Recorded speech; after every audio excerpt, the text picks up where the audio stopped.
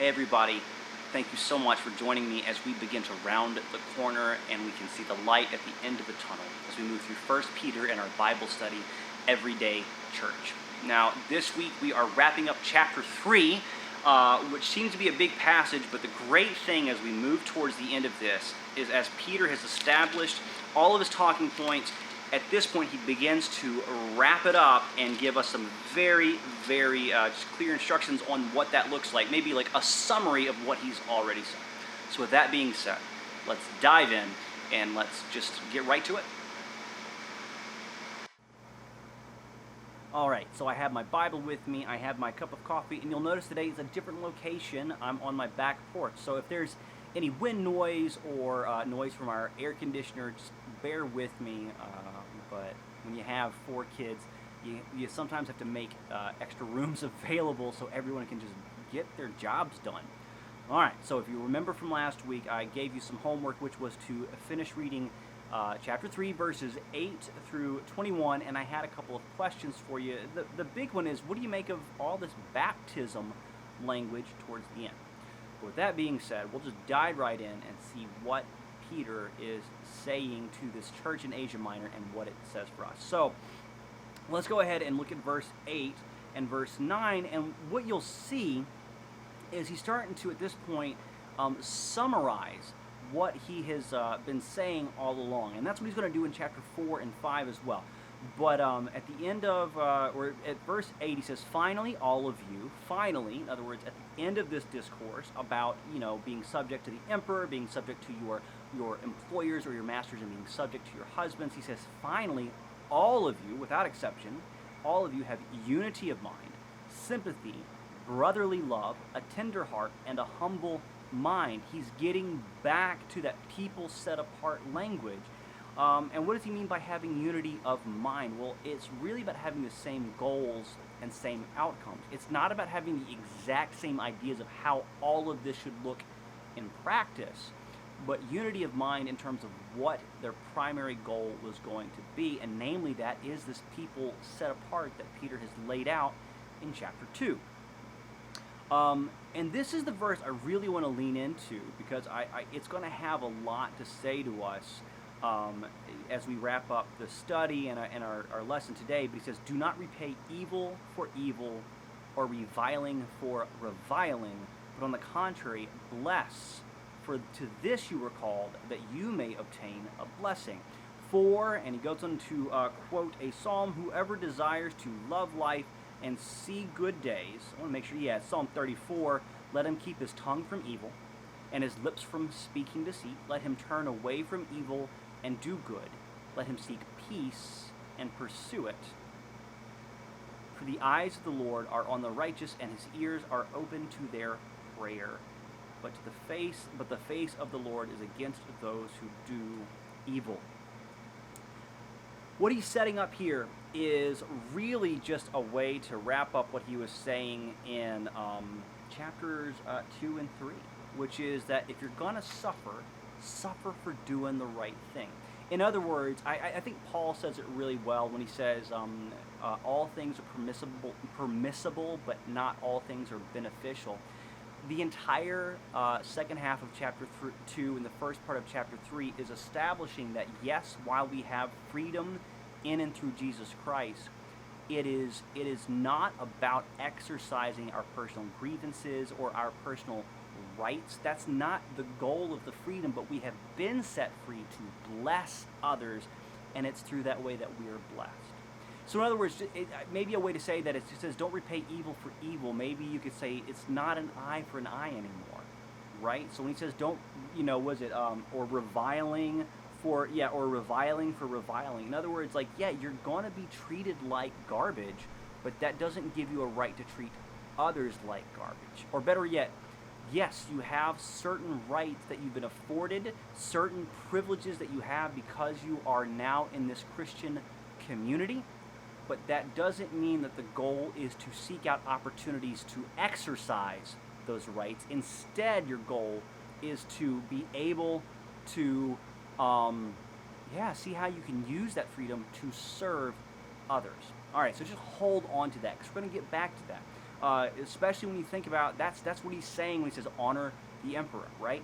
You're free in Christ, but still, because you love Jesus, respect the authorities. Honor your employer or your master. Yes, you have freedom. You are equal to your master in the eyes of God through Jesus Christ, but still give them honor and respect, even if they're not just. Okay. And then he actually quotes the Psalm to say this is not a new thing. He shows, listen, if you want to have a good life, this is what it means. Keep your mouth from talking trash about people, or bearing false witness, lying. It says lips from speaking deceit. And then he goes on to chapter 13 and says, now who is there to harm you if you are zealous for what is good? In other words, if you're doing well, your risk of persecution is not going to be as strong as if you're saying, I'm a Christian and therefore you'll all need to listen to me. He says, but even if you should suffer for righteousness' sake, you will be blessed.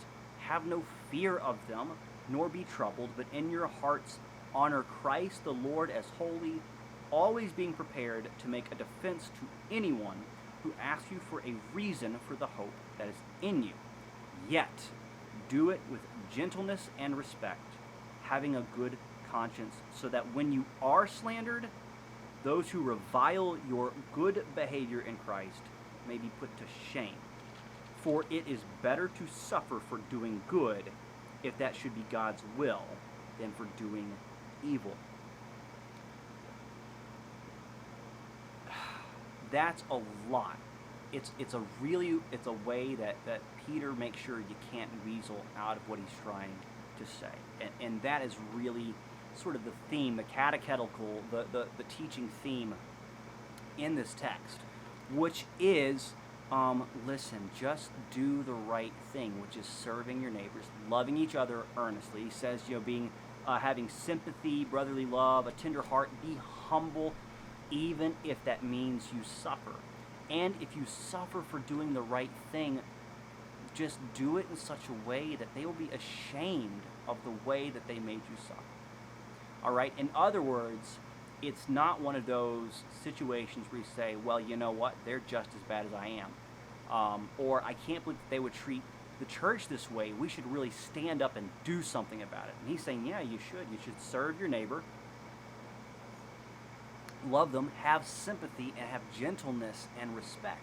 And he's not talking about to just those within the Christian community. The gentleness and respect and good conscience is for those that would persecute you. In other words, be respectful, have respect, and be gentle with the very people that would like to shut down and clamp down your rights and your freedoms as followers of Jesus. In other words, don't use your freedom as an excuse to hammer other people with how they should be.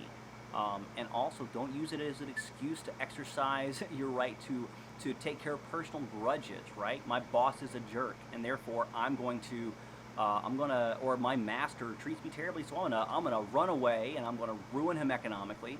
That's what Peter's saying, don't do. And then he goes on and says this in verse 18, for Christ also suffered once for sins, the righteous for the unrighteous, that he might bring us to God, being put to death in the flesh, but made alive in the Spirit, in which he went and proclaimed to the spirits in prison. We'll set that aside for a second. That's some theological stuff there. But he says, in which he went and proclaimed to the spirits in prison, because they formerly did not obey, when God's patience waited in the days of Noah, while the ark was being prepared, in which a few, that is, 8 persons, were brought safely through water. And then he wraps it up. Baptism, which corresponds to this, now saves you, not as a removal of dirt from the body, but as an appeal to God for a good conscience through the resurrection of Jesus Christ. If your mind's not melted yet reading this, because it doesn't seem to flow naturally, that makes sense, and we'll break it down. Who has gone into heaven and is at the right hand of God, with angels, authorities, and powers having been subjected to him. In all likelihood, I would say, in terms of a thought process, I think verses 18 through 22 probably connect to chapter 4 a little better. But let's just go ahead and see what he's saying. So when he says, for Christ also suffered once for sins, the righteous for the unrighteous, it's obviously talking about Jesus' death at the cross. And it's sort of like this, where when Peter's making the claim, like, you don't get to have a different situation than Jesus did. Jesus, who eventually sits at the right hand of the Father, who all authority and power is given to, when confronted with the authorities in the world, actually subjected himself. He actually put himself underneath. He allowed Pontius Pilate to have him crucified. He allowed the Pharisees to have him arrested. This is really like the nature of what Jesus is doing. Is Jesus is given all authority. What he does is he relinquishes it even unto death. The righteous for the unrighteous. In other words, Jesus died for the sins of the people that arrested him, just as much as he died for the sins of the people that followed him just as closely as possible. And it's saying that for this Christ, for Christ also suffered. It's pointing back, like, listen, if you suffer, don't forget. If you suffer for doing the right thing, don't forget that Christ did it first. Christ, you don't expect to get treated differently, but recognize that not only are you called to suffer along with them, but that through your baptism you also share in his resurrection. That yes, you're going to suffer with him, but don't. This isn't an issue of just saying, like, oh, well, we all got to suffer. It's like, yeah, you're going to suffer like Jesus did, but in your baptism you share in his resurrection as well. Right? And it's like baptism saves you, not just because it washes you on the outside, it changes you from the inside. And as a result of that, you get to share in his resurrection. So again, why are you so worried about whether you're going to suffer for doing the right thing? Just focus on honoring Christ as holy, loving and serving your neighbor, and recognize that in and through your baptism, you are given new life, resurrection life, and you are called to use that life to serve others the way Jesus served you. It's this really cool rhetorical device, and Peter is moving through this consistently, trying to hammer home really the same point, and he's going to summarize it again.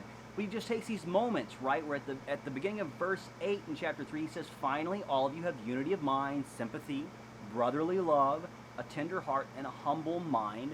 Do not repay evil for evil or reviling for reviling, but on the contrary, bless, right? So let's just keep that in your mind, because that's what Peter is functionally saying, that the job of the everyday church is to be this: humble, earnestly loving one another, having sympathy not only for one another, but for those people that you serve, respecting your leadership wherever it may be, respecting your employee, respecting the people that may not treat you well. And then he goes on and says, and always be prepared to provide a defense. In other words, it's not about going and saying, like, hey, I'm a follower of Jesus and you should do things the right way. It's like, I'm going to live a life of service.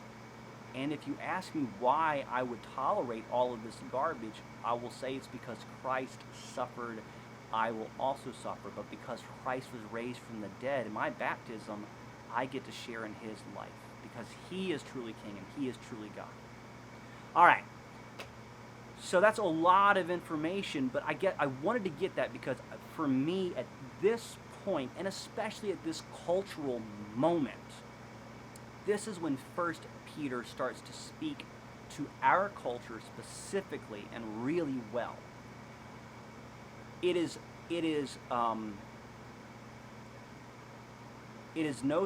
no accident, maybe it'd be better to say it's no accident that we started this series. If you go back and look at the first video on the attachments about the declining attendance in church, right? The declining number of people that call themselves Christians, the declining number of people that attend worship regularly, the declining number of people that hold the authority of the Bible to be true, or that it's actually God's inspired word. And often the response is, what can we do in terms of providing programs, in terms of bolstering, like changing our carpet or getting a fancy band or a better organist? How could we be a better church? And here I think Peter calls us out on the carpet, just like he's calling them out pretty hard. As we look at a lot of the areas of debate around at least the West and in the United States specifically, a lot of people are very concerned about the eroding rights of the church in the United States. There's a lot of concern about what it means for the church to survive. Will we lose tax-exempt status depending on what administration's in office, right? What sort of laws are passed to protect the church? What can we do to stand up and fight for the truth, whatever it may be? And I would say here, Peter kind of turns that argument on its head, because it says the best thing you can do to be the everyday church is to figure out how to be in your community, but not be like your community, and serve your community. So I want to repeat that. It is a call to be in our community, but not be like our community, and still find ways to serve our community. That is the crux of the argument that Peter is making. You are a called, separated people, but you are called to be God's temple in the community. You don't get to decide justice for yourself, repay evil for evil, reviling for reviling. But now you are called to serve and subject yourself to the community in a way that doesn't feel natural, because it is going to infringe upon your rights. That is part of subjecting yourself to Jesus Christ. That's what it means to be a part of the church, is that we are called to serve our community, even when it means that it will take away some of our privilege and some of our rights. And I will make the argument, at least in my experience, in my limited experience, that is a hard thing for us in our country to really wrap our heads around, because we have a competing ideology. One is serve your neighbor and love your neighbor, and the other one is that we have inalienable rights that we are called to hold dear and exercise and fight for. And Peter is taking that tension and flipping it on its head. He says, yes, you have freedom and you have rights. How are you using those to serve your neighbor and love your neighbor as yourself? And love your God with your whole heart. And if you find yourself with that tension of saying, this isn't fair, this isn't right, I should not be treated this way, Peter then calls back and says, Jesus wasn't supposed to be, or did not deserve to be treated this way either, but for the sake of the unrighteous, he subjected himself to humiliation and death, so that way we might experience salvation. And we are called to do the same thing for our neighbors, is that recognizing we're called to do good no matter what. And if we are doing good, we are probably not going to suffer. But even if we do suffer, because and you're like saying, well, no, it doesn't say that. It does when he says, now who is there to harm you if you are zealous for what is good? In other words, if you're trying to do well, people are not going to be inclined to want to harm you. However, if suffering does come, and it's gonna happen in some, there are just evil people, recognize that yes, that happened to Jesus, and we are called to share in that same life. But don't lose hope. Actually use that as a reason to share your hope, which is that even though you are suffering, in your baptism you share in Jesus' resurrection life, and that we have something truly good to hope for, which is the return of the true King. Hopefully that makes sense. It's a lot of information. Your homework for this week is we now can start to move through bigger chunks. And so really, this week, just read the entirety of chapter 4, okay? And we're going to move through that, which is, hey, so what does it look like when you do suffer for doing the good thing? And Peter answers that question really well. And then we'll continue to see what does it mean for us, and hopefully the next 2 weeks look at some practical tips for us to be the everyday church in the way that Peter is calling the churches here in Asia Minor to be the everyday church. All right, so thank you so much for taking time with me. I look forward to meeting with you next week. God's blessings, grace, peace, and I'll see you soon.